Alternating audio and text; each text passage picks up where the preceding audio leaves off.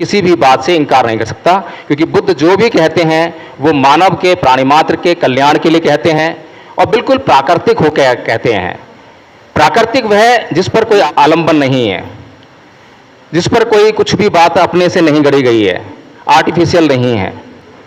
तो ऐसी महत्वपूर्ण बातों का यदि प्रचार प्रसार हुआ होता और ये बुद्ध विहार जो है ऐसी संस्कृति के प्रचार प्रसार का एक केंद्र बना होता और इस बुद्ध विहार की जरूरत इस क्षेत्र के लोगों को महसूस हुई होती, तो आज ये पूरा समाज, पूरा क्षेत्र, पूरा देश इस बुद्ध विहार को बचाने के लिए तत्पर हो उठता। तन से, मन से और धन से। पैसों की बात आती है तो क्षण भर में ब्याज सहित जितना भी ब्याज लगाया है, कम है, ज़्यादा है, तुरंत इकट्ठा हो गया होता। लेकिन समस्या ये है कि किसी ने हमें दुश्मन माना, ये उसकी परेशानी थी, लेकिन हमने उससे मित्रता नहीं की, अपना बैर भाव शांत नहीं किया। उसने हमें दुश्मन माना तो हमने भी उसको दुश्मन मान लिया, जबकि बुद्ध की संस्कृति ये नहीं थी। बुद्ध की संस्कृति उलट थी। बुद्ध की संस्कृति थी कि ना ही वेरेन वेरानी समंतीत गुदाचनंग अवेरेन चय समंती ऐस धम्मो सनातनो, कि वैर से कभी वैर शांत नहीं होता। कोई हमसे वैर रखता है तो हमें शांतिपूर्वक उसका समाधान करना चाहिए। हालांकि कुछ लोग जो हैं एग्जैजरेटेड होते हैं, उकसाने वाले होते हैं, वो ये सोचेंगे कि ये तो कायरता की बात है। तो बुद्ध क्या कायरता की बात कर सकते हैं? ये सोचने वाली बात है। बहुत सारे प्रश्न जो है बौद्धों के ऊपर लादे जाते हैं, इसी प्रकार के व्यवहारिक प्रश्न। उदाहरण के लिए भी मैं अगर एक मोटा सा उदाहरण लूं संस्कृति से संबंधित, अभी ये जो भगवान बुद्ध के सामने पुस्तक रखी है, ये कौन सी पुस्तक है? संविधान। आज संविधान हमारी भावना बन गया है और संविधान हमारी भावना बन गया है और इस प्रकार की भावना बन गया है कि हमने विनय को हटाकर भगवान बुद्ध के चरणों में संविधान रख दिया कि भगवान बुद्ध और उनका धम्म, उनका संघ इस संविधान से संचालित हो। ऐसा ही है। हम भूल गए कि आखिर हम ये क्या कर रहे हैं। अब संविधान बड़ा है या बुद्ध का जो विनय है वो बड़ा? संविधान क्या करता है और बुद्ध का विनय क्या करता है? यदि कोई समाज में चोरी करता है तो हम उसे क्या कहते हैं?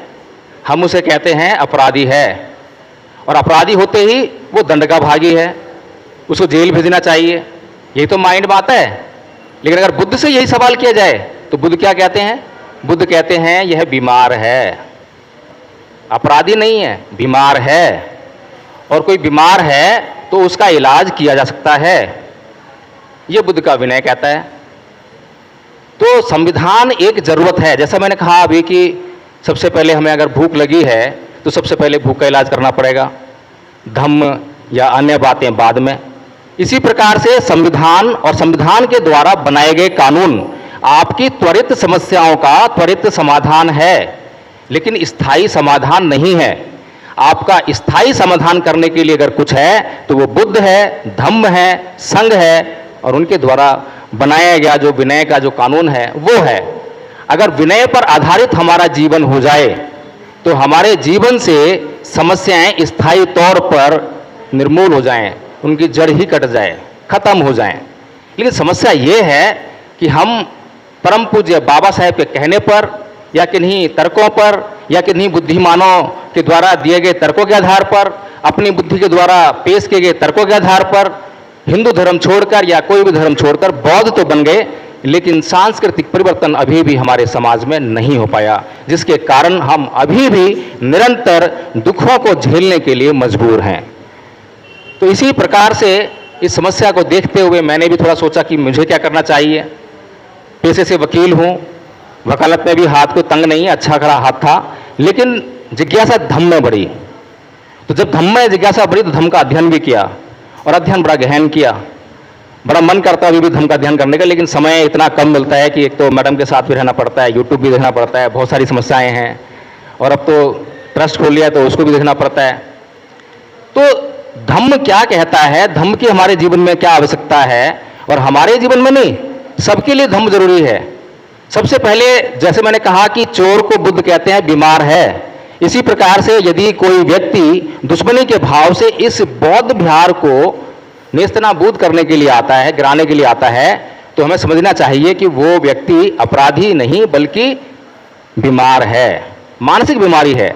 इस पूरे देश में मानसिक बीमारियों का जाल बना हुआ है। किसी को जातिवाद की बीमारी है, किसी को संप्रदाय की बीमारी है, किसी को किसी चीज़ की बीमारी है। बीमारियां ही बीमारियां हैं। लेकिन समस्या ये है कि उन बीमारियों का इलाज करने के लिए हमारे पास जो अस्पताल होने चाहिए वो नहीं है। हमारी शारीरिक बीमारियों का इलाज करने के लिए अस्पताल हैं, लेकिन हमारी जो मानसिक बीमारियां हैं उनका इलाज करने के लिए हमारे पास जो सांस्कृतिक धरोहरें होनी चाहिए थी वो नहीं हैं, और जो बौद्ध भिक्षुओं के रूप में हमारे पास डॉक्टर होने चाहिए थे वो भी हमारे पास नहीं हैं। सही दिशा में हम लोग काम नहीं कर रहे हैं। उदाहरण के लिए भगवान बुद्ध ने दुख को सत्य कहा कि दुख जो है जीवन का सबसे बड़ा सत्य है, लेकिन दूसरे लोग, बुद्ध से पहले जो ऋषि मुनि थे या पूरा संसार, सभी दुख, अगर हम अपने जीवन में दुखों को ढूंढेंगे, जहाँ जहाँ दुख है, जिस जिस बात में दुख है, गरीबी दुख है, तो सबसे पहले हमें गरीबी के कारण को ढूंढ के उसको नष्ट कर देना चाहिए, तो जो रह जाएगा वो अमीरी आ जाएगी। तो कुल मिलाकर यही है कि एक सांस्कृतिक परिवर्तन के ऊपर मैंने बात कही है। बुद्ध विभाग को हमें बचाना ही है।